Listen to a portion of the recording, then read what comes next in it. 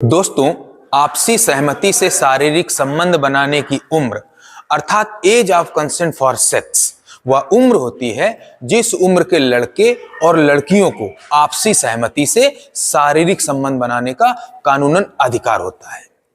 भारत में अभी यह उम्र 18 वर्ष है, यानी कि 18 वर्ष से अधिक उम्र के लड़के और लड़कियां आपसी सहमति से शारीरिक संबंध बना सकते हैं। कभी कभी 18 वर्ष से कम उम्र के लड़के और लड़कियां भी आपसी सहमति से शारीरिक संबंध बना लेते हैं या एक दूसरे के प्रेम में पड़कर घर से भाग जाते हैं। तब उनका कोई उद्देश्य एक दूसरे को नुकसान पहुंचाना नहीं होता है, लेकिन वो नाबालिग होते हैं, इसलिए पॉक्सो कानून के अंतर्गत उनका ये प्रेम अपराध बन जाता है, यानी कि उसका क्रिमिनलाइजेशन हो जाता है। और जब ऐसे रोमांटिक केसेस न्यायालयों में पहुंचते हैं तो न्यायाधीशों के सामने ऐसे मामलों में फैसले को लेकर एक विकट मानवीय स्थिति पैदा हो जाती है। तो दोस्तों, इस वीडियो में हम बात करेंगे विश्व के कुछ देशों की एज ऑफ कंसेंट के बारे में, भारत में एज ऑफ कंसेंट को कम करने की भारत की न्यायपालिका की मांग के बारे में, और अमेरिका ने इस समस्या से निपटने के लिए क्या वैकल्पिक तरीके अपनाए हैं इसके बारे में। तो दोस्तों, जापान में आपसी सहमति से शारीरिक संबंध बनाने की उम्र अर्थात एज ऑफ कंसेंट 13 वर्ष, चीन में 14 वर्ष है, फ्रांस में 15 वर्ष है, हांगकांग में 16 वर्ष है, इंग्लैंड और वेल्स में 16 वर्ष है, रूस में 16 वर्ष है, अमेरिका के 34 राज्यों में 16 वर्ष है, 6 राज्यों में 17 वर्ष है और इसके 11 राज्यों में 18 वर्ष है। नाइजीरिया में ये उम्र 11 वर्ष है, जो दुनिया का सबसे कम एज ऑफ कंसेंट वाला देश है। तो दोस्तों, अपने देश में 1860 में कानूनन पहली बार एज ऑफ कंसेंट 10 वर्ष निर्धारित की गई थी। वर्ष 1889 में 10 वर्षीय फूलमरदासी का विवाह उनसे 3 गुना उम्र में बड़े व्यक्ति हरिमोहन मैती से हुआ। विवाह के बाद उनके पति के द्वारा रिलेशनशिप बनाने के दरमियान फूलमती दासी की मौत हो गई,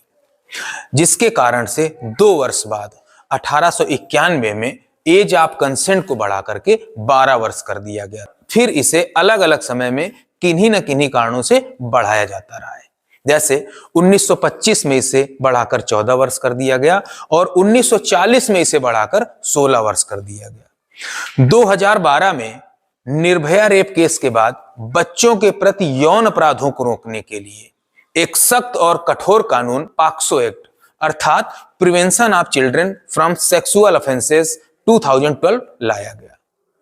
पॉक्सो कानून सेक्सुअल अब्यूज यानी कि यौन दुर्व्यवहार पर पहला जेंडर न्यूट्रल कानून है, जिसके अंतर्गत माना गया है कि सेक्सुअल अब्यूज सिर्फ लड़कियों के साथ ही नहीं होता है, इसके शिकार लड़के भी होते हैं। यौन दुर्व्यवहार के मामले में इस कानून में लड़के और लड़कियों के बीच में कोई भेद नहीं किया गया। पॉक्सो एक्ट का जब ड्राफ्ट तैयार किया जा रहा था, तब आपसी सहमति से संबंध बनाने की उम्र को 16 वर्ष रखने की सिफारिश की गई थी,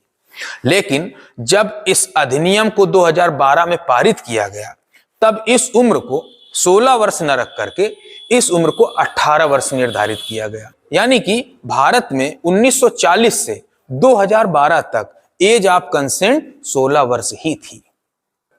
इंडियन मेजॉरिटी एक्ट 1875 के अनुसार 18 वर्ष से अधिक उम्र का व्यक्ति ही बालिग होता है, इसलिए 18 वर्ष से कम उम्र के लड़के या लड़कियां अपनी कंसेंट यानी कि सहमति देने के लिए कानूनन सक्षम नहीं होते हैं, क्योंकि वो नाबालिग होते हैं। पॉक्सो कानून इसलिए बनाया गया था ताकि बच्चों के प्रति यौन अपराधों को रोका जा सके, लेकिन जब 18 वर्ष से कम उम्र के लड़के और लड़कियों के आपसी सहमति संबंध के मामले यानी कि रोमांटिक केसेस न्यायालयों में पहुंचते हैं, तो न्यायाधीशों के सामने मामले में फैसले को लेकर एक विकट मानवीय स्थिति पैदा हो जाती है। आंकड़ों के मुताबिक पॉक्सो एक्ट के अंतर्गत रजिस्टर्ड मामलों में लगभग 1/4 यानी कि 25% मामले रोमांटिक केसेस के होते हैं, और इन रोमांटिक केसेस में पाया गया है कि ऐसे अधिकतर मामलों में बच्चों की उम्र 16 से 18 वर्ष के बीच होती है। ऐसे मामलों की सुनवाई करते हुए हमारे देश के कुछ हाई कोर्ट्स जैसे honourable Delhi high court, honourable Karnataka high court, honourable Madras high court, honourable Rajasthan high court और ऑनरेबल मेघालय हाई कोर्ट ने सरकार से एज ऑफ कंसेंट को कम करने के लिए विचार करने को पहले ही कह चुके हैं। लेकिन पुनर्विचार की यह मांग पूरी न्यायपालिका की मांग तब हो जाती है जब हमारे देश के chief justice of India, Bharat के मुख्य न्यायाधीश ऑनरेबल जस्टिस DY चंद्रचूड़ जी एक 2 दिवसीय कार्यक्रम में बोलते हुए एज ऑफ कंसेंट को कम करने के लिए सरकार से पुनर्विचार करने की रिक्वेस्ट करते हैं। और संयोग से उसी मंच में ऑनरेबल मिनिस्टर स्मृति ईरानी, महिला एवं बाल विकास मंत्रालय भी मौजूद थी। बाद में ऑनरेबल मिनिस्टर से संसद में जब पूछा गया कि सरकार एज ऑफ कंसेंट पर पुनर्विचार को लेकर के क्या कर रही है, तो उन्होंने राज्यसभा में इसका उत्तर देते हुए कहा कि भारत सरकार एज ऑफ कंसेंट को 18 से 16 वर्ष करने पर कोई विचार नहीं कर रही। इसी के साथ उन्होंने यह भी कहा कि इंडियन मेजॉरिटी एक्ट 1875 के अनुसार 18 वर्ष से कम उम्र का कोई भी व्यक्ति नाबालिग है, और यदि 18 वर्ष से कम उम्र के बच्चे के द्वारा यदि ऐसा अपराध किया जाता है तो उसकी उम्र का निर्धारण पॉक्सो अधिनियम के सेक्शन 34 के अनुसार स्पेशल कोर्ट द्वारा किए जाने का प्रावधान कानून में पहले से ही है। दोस्तों, ऐसी स्थिति से निपटने के लिए अमेरिका के कुछ राज्यों ने क्लोज इन एज एक्सेप्शंस तरीके को अपनाया है। वहां इस कानून को रोमियो एंड जूलियट लॉ के नाम से भी जाना जाता है। इस कानून के द्वारा वहां 14 से 17 वर्ष के किसी लड़के या लड़की को अपनी उम्र से 3 वर्ष के अंतर तक वाले व्यक्ति के साथ आपसी सहमति से संबंध बनाने की कानूनन इजाजत प्रदान की गई है।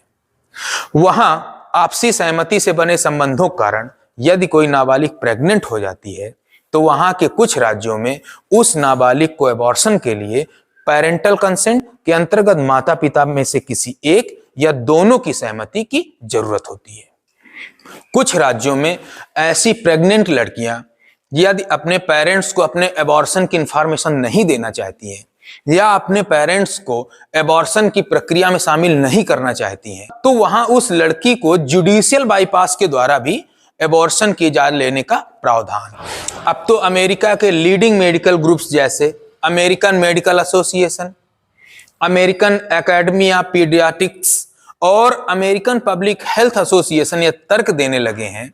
कि नाबालिग लड़कियों के लिए बच्चे को जन्म देने की अपेक्षा उनके लिए एबॉर्शन ज्यादा सुरक्षित है और एबॉर्शन कराने के लिए पेरेंट्स की सहमति या जुडिशियल बाईपास की प्रक्रिया अपनाने से उनका एबॉर्शन डिले होता जाता है और उनकी प्रेगनेंसी बढ़ती जाती है, जिसके कारण नाबालिग को फिजिकल, इमोशनल और एजुकेशनल सफरिंग से गुजरना पड़ता है। इसलिए अब ये ग्रुप्स एबॉर्शन के लिए पेरेंट्स की सहमति या जुडिशियल बाईपास के प्रोसीजर को भी सही नहीं मानने लगे हैं। 24 जुलाई 2022 को अमेरिका के सुप्रीम कोर्ट ने एक मामले में निर्णय दिया है कि अमेरिका में एबॉर्शन का अधिकार संवैधानिक अधिकार नहीं है।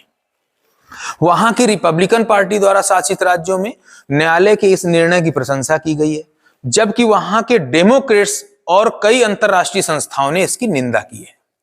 इस फैसले के बाद वहां के कुछ राज्यों में अब एबॉर्शन बैन हो गया है और जिन राज्यों में एबॉर्शन बैन है वहां के लोगों को एबॉर्शन के लिए वहां के दूसरे राज्यों में जाना पड़ रहा है जिन राज्यों में एबॉर्शन की अनुमति है।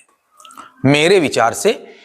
16 से 18 वर्ष की उम्र एक ऐसी उम्र होती है जब इस उम्र का बच्चा ना तो पूरी तरह से बच्चा होता है और ना पूरी तरह से अडल्ट ही होता है, अर्थात बच्चों के लिए ये एक ग्रे पीरियड होता है। अगर ये 16 वर्ष के बच्चों को आपसी सहमति से संबंध बनाने के लिए कानून के द्वारा उन्हें अधिकार प्रदान कर दिए जाते हैं तो इस उम्र में उनकी कंसेंट इन्फॉर्म्ड कंसेंट यानी सूझबूझ वाली कंसेंट नहीं कही जा सकती है। और इस बात की भी संभावना बहुत अधिक है कि इस उम्र के बच्चों को मिसगाइड करके यानी कि गुमराह करके या बहला फुसला करके भी उनकी सहमति लेने के प्रयास किए जा सकते हैं। और बच्चों को मिले इन कानूनी अधिकारों कारण भारतीय समाज के परिवारों का आपसी ताना बाना और बच्चों के अपने माता पिता के साथ संबंध भी क्षतिग्रस्त हो सकते हैं। आज विश्व के कई विकासशील और विकसित देशों सहित विश्व स्वास्थ्य संगठन के सामने भी टीन एज प्रेगनेंसी एक बहुत बड़ी चुनौती बनी हुई है, क्योंकि भारत में विश्व की जनसंख्या का एक बड़ा भाग निवास करता है। इसलिए अगर यहां पर एज ऑफ कंसेंट को घटाया जाता है तो यह समस्या और भी बड़ा रूप ले सकती है। एक बात और कि क्या हमें सहमति की उम्र को कम करने का फैसला अपने इमोशंस यानी कि भावना में बह करके लेना चाहिए या बच्चों के बायोलॉजिकल फैक्टर्स यानी उनके शारीरिक और मानसिक विकास के आधार पर लेना चाहिए। मेरे व्यक्तिगत विचार से सहमति से संबंध बनाने की उम्र यानी एज ऑफ कंसेंट को कम न करके ऐसे बच्चों के लिए उदार और सुधारात्मक दंड की व्यवस्था के बारे में विचार किया जाना चाहिए, जिससे उनमें कानून का कुछ न कुछ भय बना रहे। और अंत में मैं एक और बात कहना चाहता हूं दोस्तों कि राष्ट्र का निर्माण किया जाता है और राष्ट्र का निर्माण हमारी आने वाली पीढ़ियों से होता है और आने वाली पीढ़ियां हमारे बच्चे होते हैं। बगैर अनुशासन के बच्चों का चरित्र निर्माण संभव ही नहीं है। और जब राष्ट्र का निर्माण किया जाता है तब राष्ट्र के निर्माण को व्यक्ति की इच्छाओं के ऊपर रखा जाता है। हम उदारता से बच्चों को अधिकार देकर के व्यक्तियों को उदारता से अधिकार प्रदान करने वाले एक देश के रूप में अपनी पहचान अच्छी अवश्य बना सकते हैं, लेकिन प्रतिस्पर्धी विश्व समाज में एक मजबूत राष्ट्र के निर्माण में बच्चों को दिए गए ये कानूनी अधिकार इसके निर्माण में एक बड़ी बाधा भी साबित हो सकते हैं। नमस्कार।